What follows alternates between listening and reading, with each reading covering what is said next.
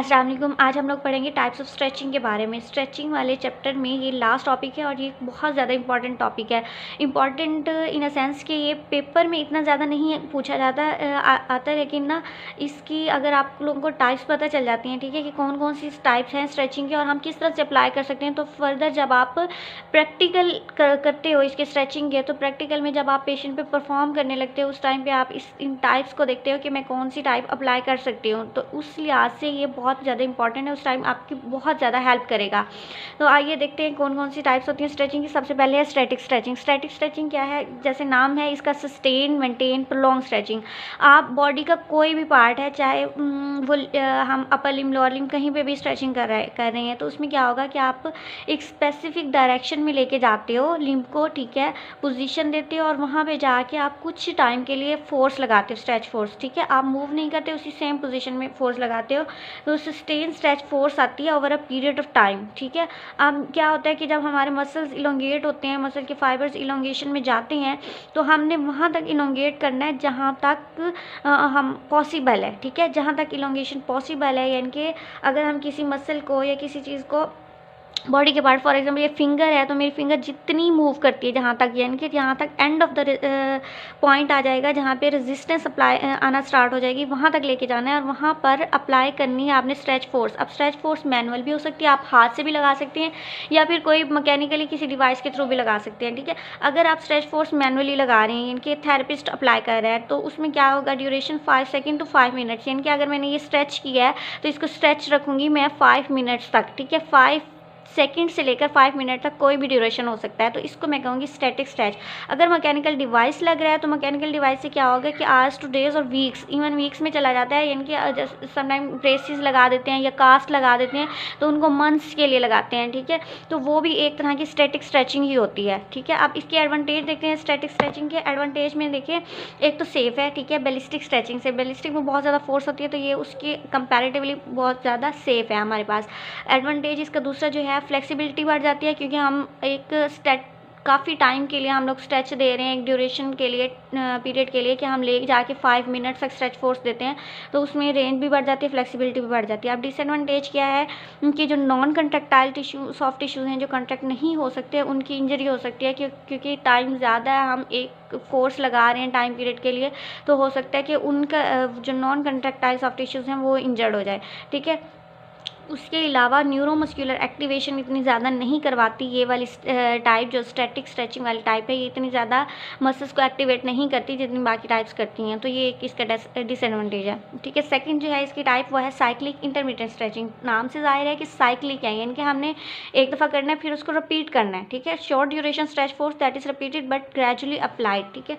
हम आहिस्ता आहिस्ता स्ट्रेच देती हैं, फिर उसको छोड़ देते हैं, फिर दोबारा से देते हैं, यानी कि हम रिपीट करते हैं उस चीज़ को, ठीक है। इसको कहते हैं साइक्लिक इंटरमिटेंट स्ट्रेचिंग के। हम इसमें ना सिर्फ एक चीज़ का ख्याल रखना है कि इसमें ड्यूरेशन जो होगा ना शॉर्ट होगा, यानी कि स्टैटिक वाली में, ऊपर वाली जो हम लोगों ने देखी, वहाँ पर हम लोग 5 सेकेंड से 5 मिनट्स तक लेके जा रहे थे। अब यहाँ पे ना शॉर्ट ड्यूरेशन रखना है, हो सकता है हमारा ड्यूरेशन 5 to 10 सेकेंड का हो, सिर्फ इतना, यानी कि सेकेंड्स में आ रहा है, ठीक है। और इसमें रेपिटेशंस बढ़ा देते हैं। अब रेपिटेशंस डिपेंड करती हैं पेशेंट के रिस्पॉन्स पर, ठीक है। आप पेशेंट्स को करवा रहे हैं, जिस भी पेशेंट को करवा रहे हैं, अगर वो फटीग हो जाता है, वो थक जाता है, तो आप कम रेपिटेशन कराएं, अगर नहीं थकता तो आप ज़्यादा से ज़्यादा रेपिटेशन कराएं, ठीक है, ये डिपेंड करता है। और यहाँ पे भी एंड रेंज स्ट्रेच फोर्स लगाते हैं, इनके एंड रेंज तक लेके जाते हैं, बेशक हमारा ड्यूरेशन शॉर्ट हो।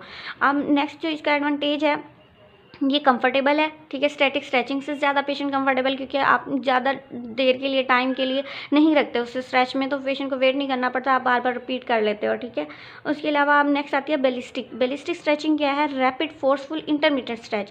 ये है तो इंटरमीडिएट, लेकिन हम लोग स्ट्रेच फोर्स जो है ना वो रैपिड लगाती हैं, इनके स्पीड जो है ना बहुत ज़्यादा लगाते हैं और फोर्स भी बहुत ज़्यादा होती है, इस चीज़ का ख्याल रखना है, ठीक है, याद रखनी है माइंड में। High speed quick bouncing movement, यानी कि क्विकली लगाते हैं फुल स्पीड से, ठीक है। और हाई इंटेंसिटी, फुल स्पीड होगी, फुल इंटेंसिटी, फुल फोर्स होगी, ठीक है।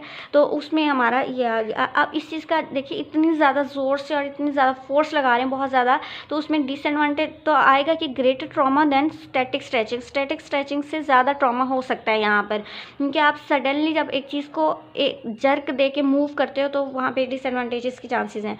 और इसके अलावा जो मसल की सॉरनेस है ना, रेजिडुअल मसल सॉरनेस, वो भी स्टैटिक स्ट्रेचिंग से ज़्यादा होती है इसमें। एडवांटेज क्या है, अब इसको ना, इसका एडवांटेज ये है कि जहाँ पर हमारे पास एथलीट्स आते हैं, ट्रेंड एथलीट्स या जिमनास्टिक्स में लोग आते हैं, स्पोर्ट्स वगैरह में, उनको हम लोग क्विकली उनकी फ्लेक्सिबिलिटी इंक्रीज़ करनी होती है, तो उसके लिए हम ये दे सकते हैं। या फिर यंग पेशेंट जो कि फाइनल फेज़ ऑफ रिहैबिलिटेशन में होते हैं, यानी कि किसी पेशेंट की रिहैबिलिटेशन चल रही है, उसकी लास्ट फेज़ है, आप उसकी फ्लेक्सिबिलिटी चाहिए सिर्फ, तो फ्लेक्सिबिलिटी में हम क्या करते हैं, ये वाली जो है बैलिस्टिक स्ट्रेच है, ये दे सकते हैं। लेकिन आम रूटीन में नॉर्मली ये नहीं यूज़ होता। जो सबसे कॉमन यूज़ होता है ना, जो फर्स्ट वाली मैंने टाइप बताई है स्टैटिक स्ट्रेचिंग, वो होती है। अब अगर हम उस पे पेशेंट की इन्वॉल्वमेंट के अकॉर्डिंग देखें तो एक मैनुअल स्ट्रेचिंग होती है, एक सेल्फ स्ट्रेचिंग होती है, ठीक है। मैनुअल में क्या होता है कि एक्सटर्नली कोई फोर्स आएगी, वो फोर्स हो सकता है थेरेपिस्ट अप्लाई कर रहा है, कोई केयर गिवर है, या कोई ट्रेन प्रैक्टिशनर है, ठीक है, कोई भी है, इनके टेक्नीशियंस भी हो सकते हैं, वो भी अप्लाई कर सकते हैं। इस तरह के बाहर से कोई बंदा फोर्स लगा के आपको स्ट्रेच दे रहा है, ठीक है, इस तरह स्ट्रेचिंग होगी। ये भी beyond the point of tissue resistance, इनके स्टैटिक वाली जैसे देखी थी कि एंड तक लेके जाना है, इसमें भी वैसे ही लेके जाना है, बस ये है कि बाहर से कोई करवा रहा है। सेल्फ स्ट्रेचिंग ये है कि जो पेशेंट है या जो बंदा अपनी फ्लेक्सिबिलिटी बढ़ाना चाह रहा है, वो खुद एक्सरसाइज करता है, ठीक है, खुद स्ट्रेच देता है। फ्लेक्सिबिलिटी एक्सरसाइज इसको कहते हैं, और इसके अलावा एक्टिव स्ट्रेचिंग भी कहते हैं। स्ट्रेचिंग प्रोसीजर जो है इंडिपेंडेंटली दिया जाता है, इनके पेशेंट खुद अपने आप को देता है आफ्टर सुपरवाइज प्रैक्टिस। लेकिन इस बात का ख्याल रहे कि जो गाइडलाइंस होती हैं वो थेरेपिस्ट की तरफ से आ रही होती है, ठीक है, जो इंस्ट्रक्शन होती हैं वो थेरेपिस्ट देता है, और उसके बाद थेरेपिस्ट की सुपरविजन में ही पेशेंट करता है, ठीक है। उसके अलावा लॉन्ग टर्म सेल्फ मैनेजमेंट के लिए कर सकते हैं, होम एक्सरसाइज प्रोग्राम्स के लिए भी ये स्ट्रेचिंग हम लोग करवा सकते हैं, ठीक है। उसके बाद जो हमारे पास ये इसका ड्यूरेशन आता है, वो आता है 30 to 60 सेकेंड्स पर रेपिटेशन हम लोग सेल्फ स्ट्रेचिंग करवाते हैं, ठीक है। अब इसके एडवांटेज देखते हैं। एडवांटेज इसका क्या है कि फंडामेंटल है फॉर प्रिवेंटिंग री इंजरी। अगर पेशेंट को री इंजरी से प्रिवेंट करना चाहते हैं तो हम उसके लिए उसको बता देते हैं होम एक्सरसाइज के तौर पर।